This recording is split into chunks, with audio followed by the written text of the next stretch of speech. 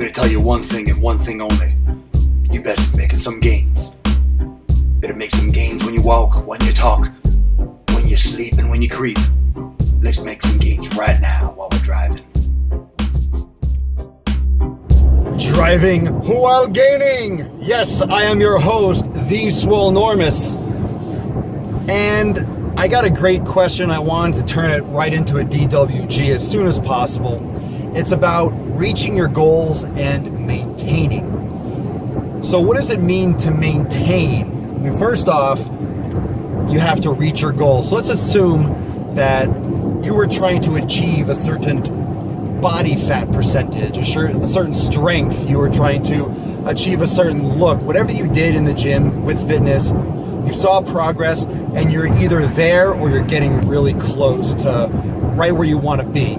And you don't necessarily want too much more, you want to maintain. So how do you do that? How do you maintain? And the answer to that is you don't. You don't maintain. You can't maintain. Either you grow and you improve or you lose. There is an improper mentality attached with maintaining, whether it comes to life goals and business or with fitness and health. First things first, once you hit about, late 20s, early 30s, you're about at the peak that you're going to achieve.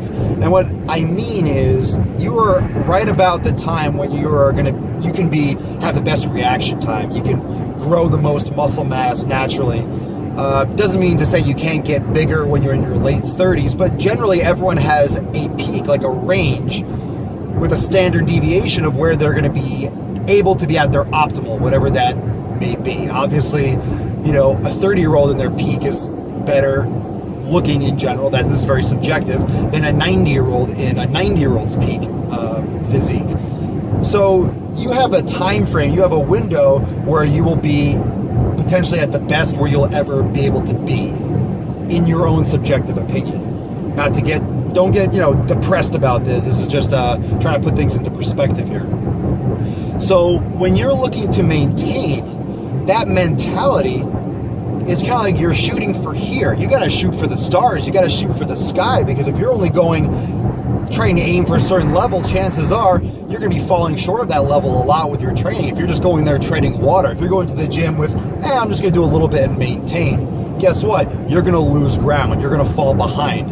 So this is meant as a motivation, not as just smack across your face trying to, making you depressed. This is something that's to lift you up, so you realize that you have to stay on point.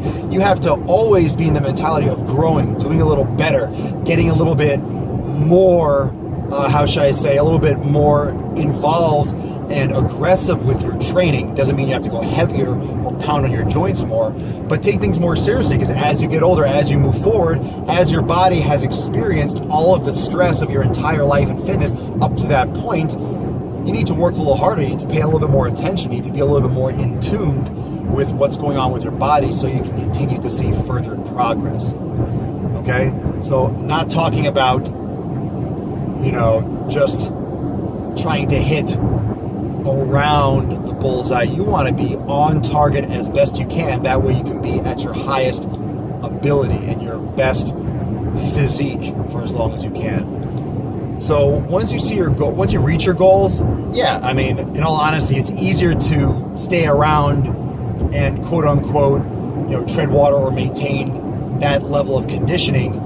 But it depends on what level of conditioning that is. If you're doing triathlons and that type of training, you have to really keep your conditioning at a high level. If you're doing heavy strength training, you have to continue to maintain certain numbers and certain lifts and certain styles of training to maintain that. If you're just happy, I'm happy being 140 pounds at this X, Y, and Z height, then it might not be as challenging. It might just be, diet and condition, diet, and maintaining that certain nutrition or that certain lifestyle. It doesn't necessarily have to be, I want to keep a 4% body fat or a 10% body fat or or I want my arms to stay this size. Some of those types of goals or physiques are more challenging to maintain. That's why bodybuilders don't stay 2 or 3% all year round. And it's one of those things. So if you're just looking to maintain a certain weight, that's the way you can learn or use a maintenance but to keep a certain body fat, a certain physique, you have to really work hard at it. So get that mentality of maintain out of your mind and keep trying to improve yourself all the time, and your body will find that natural equilibrium. Doesn't mean you have to go balls to the wall hard every single day. Everyone needs some time to back off a little bit. But keep pushing, keep the pressure on it, and don't ever stop driving while gaining. Ba ba ba ba ba. Hell yeah. Make sure that your workouts are intense. Make sure you push yourself and don't set limits. Another reason why I don't count reps and I don't count sets, because that all puts limits on your body, and that's all ingrained in your brain. And that's another lesson for another DWG, driving while gaining. I might change the name of this to driving while making some sick fucking gains, because that's what I do. I always make sick gains. Can you tell the pre-workout is kicking in? Yes. Can you tell? Well, I can tell, and I'm about to freak out. I think everyone in every car around me can tell, because when I'm, someone's in the car going like this, people start to look and, be like, all right, maybe I should call someone. But I don't need help. What I need is some cold, hard steel in my hands, and today I'm doing hamstrings.